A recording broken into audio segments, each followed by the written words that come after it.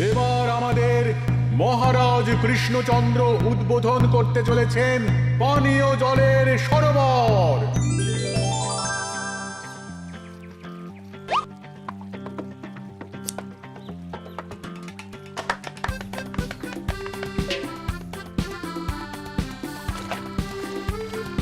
এই নাও রানী, আজ এই জলে রাজবাড়ির রান্না হবে।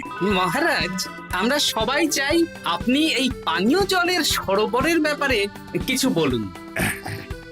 কৃষ্ণনগরের মানুষের দীর্ঘদিনের ইচ্ছে আজ সফল হয়েছে। আমাদের রাজসভার সকল সভাসদদের জন্য এতদিন পরে একটা পানীয় জলের সরোবর হয়েছে। প্রত্যেক সপ্তাহে এই সরোবরে বিজ্ঞানীর বানানো রাসায়নিক মেশানো হবে, যাতে জলে কোনো রকম জীবাণু না থাকে। এই জল রান্নার কাজে ব্যবহার করা যাবে এবং পরিশুদ্ধ করে বা ফুটিয়ে পান করাও যাবে। আরে সবাই দাঁড়িয়ে আছো কেন? হাততালি দাও, হাততালি, হাততালি। এই হাততালি তোমাদের সকলের প্রাপ্য, কারণ তোমাদের প্রত্যেকের 2 মাসের বেতন তোমরা দান করেছো বলেই অর্থাভাব থাকা সত্ত্বেও এই সরোবর এত তাড়াতাড়ি বানানো সম্ভব হয়েছে।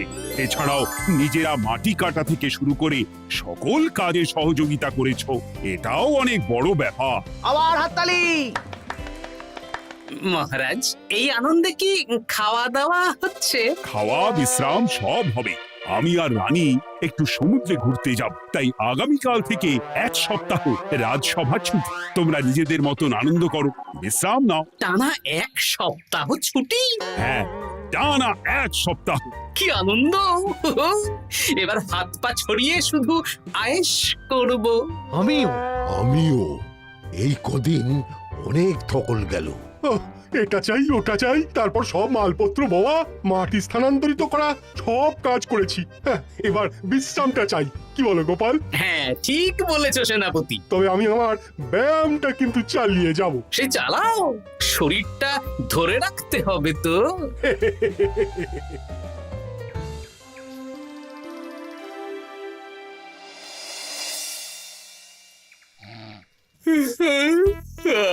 বলি এত ঘুম তো ভালো নয় গো, একটু ব্যায়ামও তো করতে পারো, বুড়িটা একটু কম তো। কি হবে গিন্নি, সুস্থ শরীরকে ব্যস্ত করে এই বেশ ভালো আছি, সুখে আছি। একটু শরবত করে দাও তো। নিজেও তো করে নিতে পারো। আচ্ছা, গিন্নি মানে কি? কি? গৃহিণী, অর্থাৎ যে গৃহের কাজ করবে। আমি যদি ঘরের কাজ করতাম তাহলে তুমি আমাকে গিন্নি বলে ডাকতে। ব্যাপারটা কি ভালো শোনা তো? শরবতটা বানাও দেখি। লোকটার যেন আর তর্স হয় না।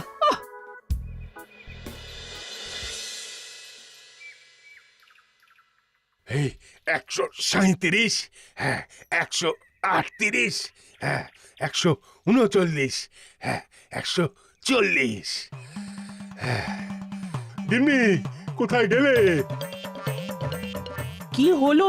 তোমাকে সেই কখন বলেছি ডিম সেদ্ধ করে দিতে, করেছো? আরে বাবা, সকালে জামা কাপড়গুলো কেচেছিলাম, এখন ভাঁজ করে গুছিয়ে রাখছি। ওসব সেদ্ধ পরে হবে। পরে হলে চলবে না, ওটাই আমার নিয়ম। উঠবোস করে 4টে ডিম সেদ্ধ আর মুগুর ভেজে 4টে কাঁটালি কলা। নিজে সেদ্ধ করে নাও, আমি পারলাম না। তুমি যে কাজটা করছো সেটা রেখে আমার ডিমটা আগে সেদ্ধ করো। আমি 250টা উঠবোস শেষ করেই খাবো। 141, হ্যাঁ 142।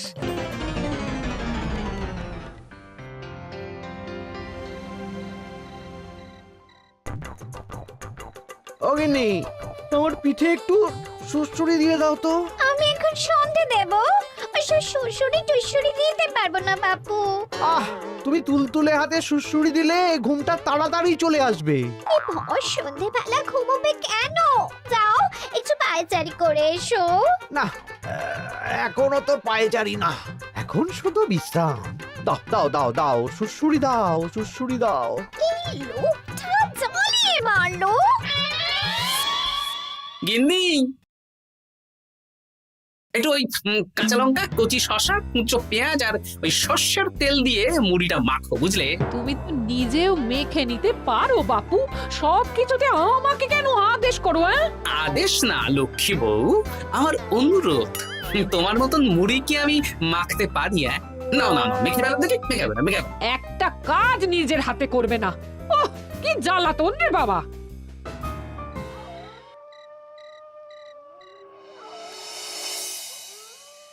তরকারিটায় নুন একটু কম হয়েছে, বুঝলে গিন্নি? একটু ওই নুনটা দাও তো। এই সামান্য ব্যাপারে এত রাগ করার কি আছে?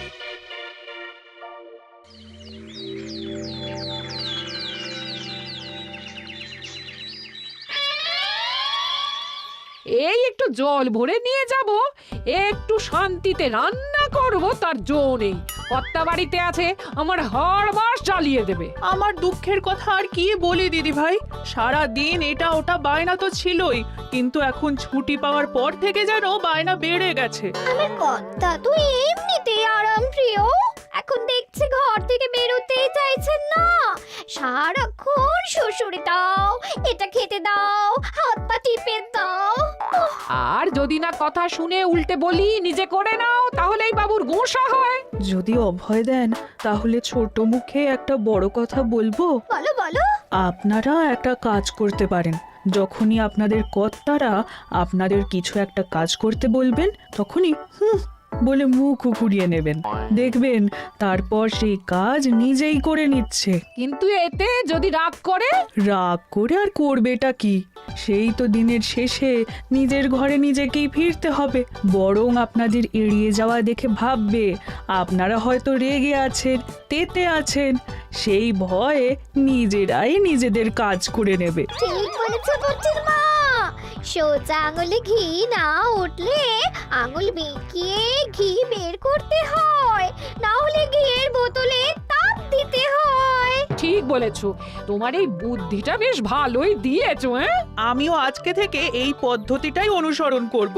বেশি কথা বললেই ভাবে বেশি পাত্তা দিচ্ছি, নিজের ওজন ধরে রাখতে হবে, যাতে স্ত্রীদের তপে স্বামীরা কাঁপে। এবার সব কাজ নিজেরাই করবে, আর আমরা শুধু রান্না করে খালাস। করবে মানে করতে বাধ্য হবে।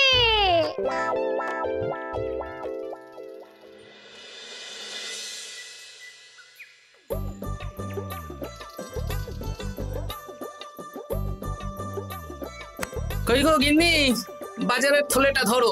উফ, বাবারে বাবা, কি গরম, চাবিটা ফেটে গেল গো। কই গো, নিয়ে যাও।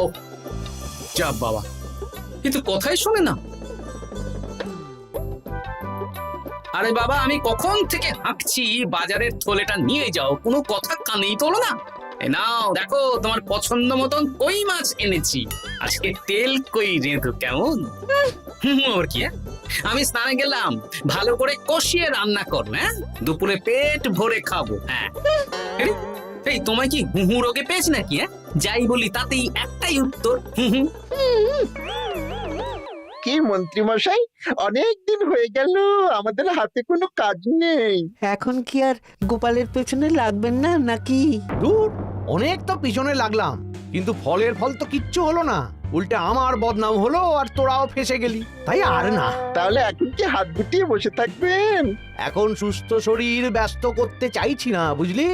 পুজো ছাড়া তো সেইভাবে বড় ছুটি পাই না, কিন্তু অনেক বছর পর এক সপ্তাহ টানা ছুটি পেয়েছি, তাই এই ছুটিটা খেয়ে দিয়ে আয়েশ করে উপভোগ করতে চাই।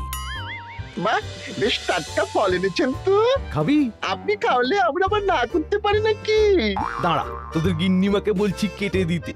কই গো, শুনছো? কই গো?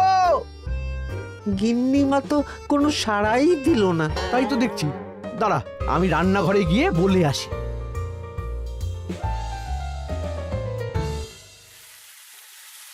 কই গো, শুনছো? বটা ঘটাকে কয়েকটা ফল কেটে দাও না, বেচারাগুলো খেতে চেয়েছে। আবার কি, না হয় তরকারিটা হয়ে গেলে কেটে দিও। এ তো মহা মুশকিল। দূর বাবা। কি বললেন গিন্নিমা?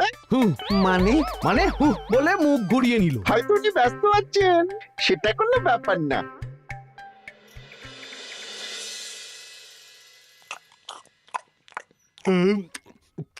সত্যি তোমার হাতের রান্নায় জাদু আছে।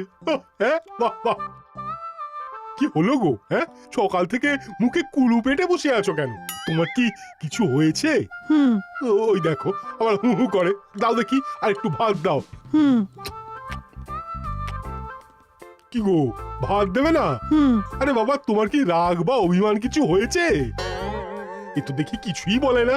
এবার বুঝো ঠেলা, শুধু রান্নাটা করব আর কোনো কিছু করতে বললেই বলে এড়িয়ে যাব। বাধ্য হয়ে নিজেই কাজ করে নেবে। দেখি আজ তেল কইটা কেমন হয়েছে। আহা, এই তুমিও খেতে বসে পড়ো গিন্নি। বাহ, দারুণ হয়েছে গিন্নি। একটু এই ঝাল হয়েছে, কিন্তু ভালো লাগে বুঝলে। কি গো, আমি তো একাই বোকার মতন কথা বলে যাচ্ছি। এই তোমার কি হয়েছে বলো তো?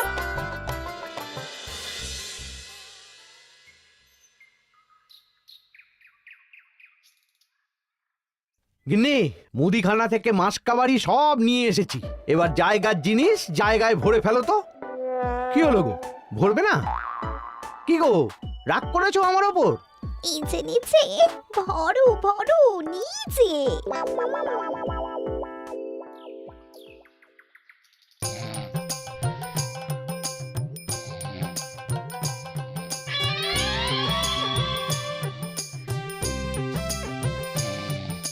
এ কি গো গিন্নি, দুপুরের এঁটো থালা, বাটি, হাঁড়ি, কড়াই সবই তো শুকিয়ে কাঠ। এগুলো মাজবে কখন? আরে, এই কি শুরু করেছো বলো তো? শুধু হু হু করে যাচ্ছ। কিছু জিজ্ঞেস করলে হয় চুপ করে আছো, নয়তো হু হু বলছো। বাসনগুলো মাজবে না? হ্যাঁ, রাতে রান্না বান্না করবে না নাকি? আরে, এ তো আজব ব্যাপার। না, আমাকেই দেখি বাসনগুলো মেজে ফেলতে হবে। বাড়িতে তো আর 5টা দাস দাসী নেই।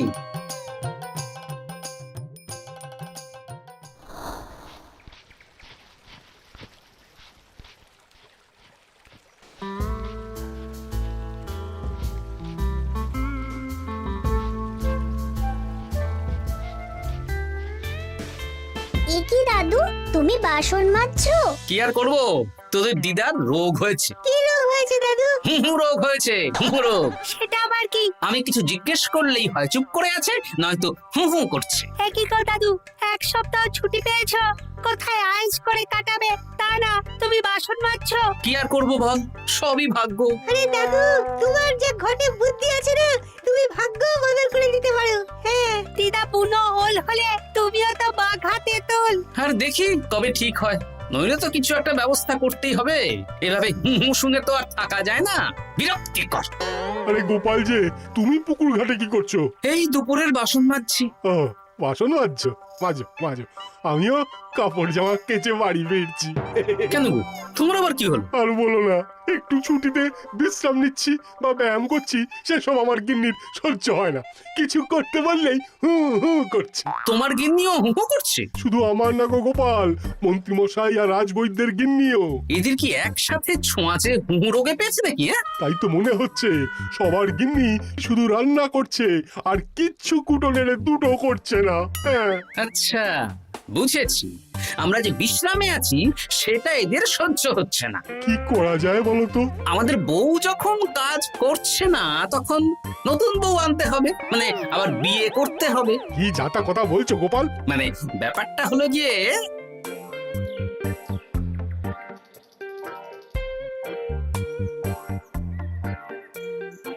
হ্যাঁ, দারুণ বুদ্ধি।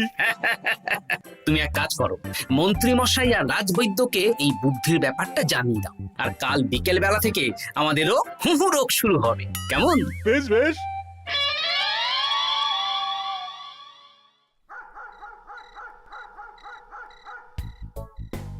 অগিন্নি, বাসনগুলো সব মেজে এনেছি, এবার তো ওঠো।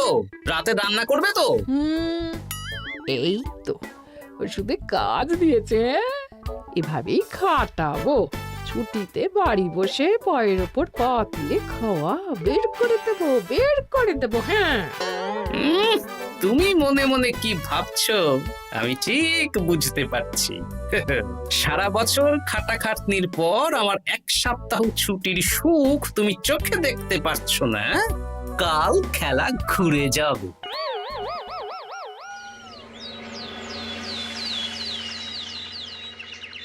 আজ থেকে আমার আর কোনো উপকার তোমাকে করতে হবে না গিন্নি। আমি নিজের ব্যবস্থা নিজেই করে নেব। হ্যাঁ, মানুষটা সেজে গুজে গেল কোথায়? চললাম। কোথায় যাচ্ছি? গলায় মালা, এত সাজগোজ, কি ব্যাপার? বাবারে বাবা, আতরের গন্ধে ঘরটা ম ম করছে। এলাম। হুম।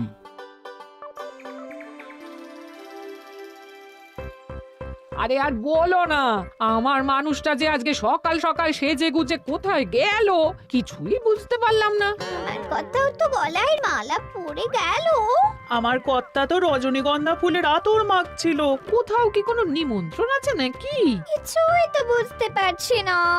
আমাদের এই হু হু ওষুধে বেশ কাজ দিয়েছে, কি বলেন? হ্যাঁ, হ্যাঁ, এখন আর বেশি বায়না করছে না। একবার হুক করেছে আর নিজেই সেই কাজ করে নিচ্ছে।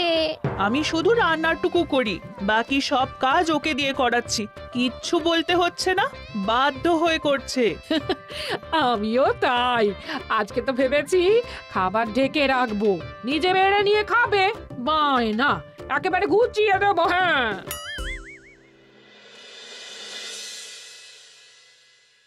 সকাল থেকে সন্ধে হয়ে গেল, বাড়িতে এখনো এলো না। মানুষটা কোথায় গেল রে বাবা? এসো এসো নতুন গিন্নি, এসো।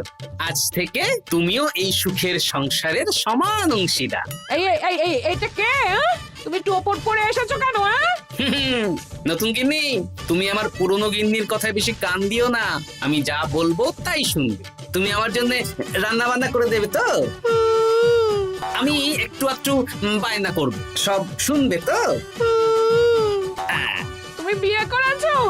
ও মা গো, আমার কি সর্বনাশ হলো গো!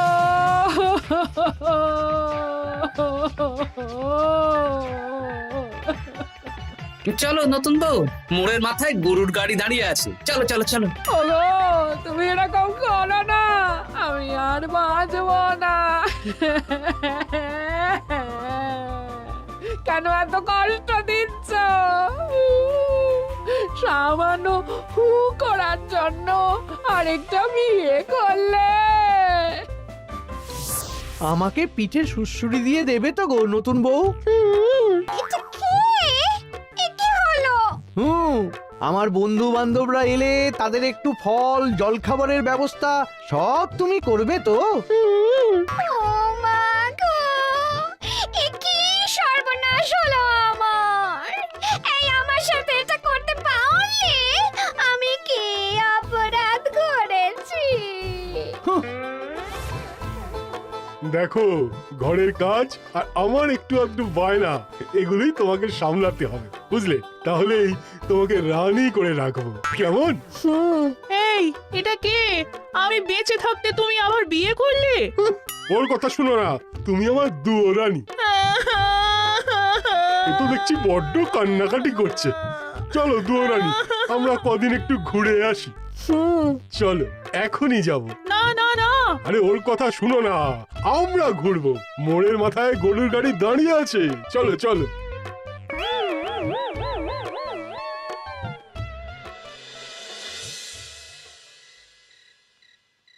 এখন আবার ঘুরতে যাচ্ছ?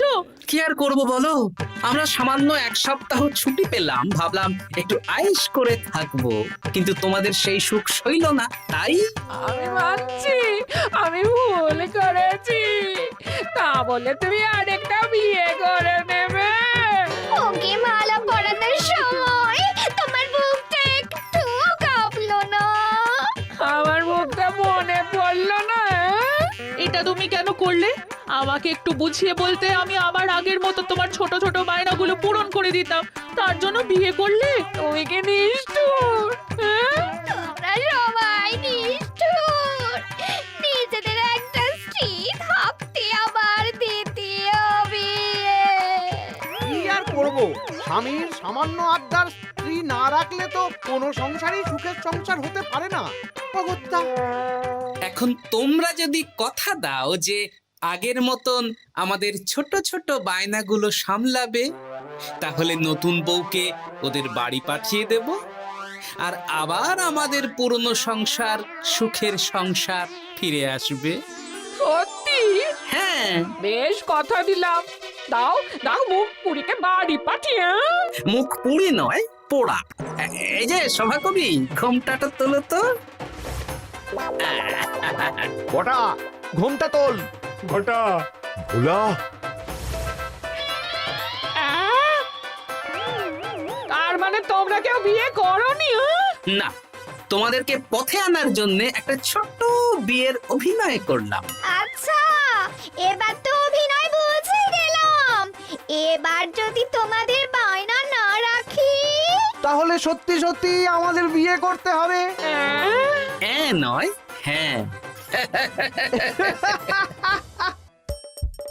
হাসির রাজা, জ্ঞানের রাজা, রসিক রাজা,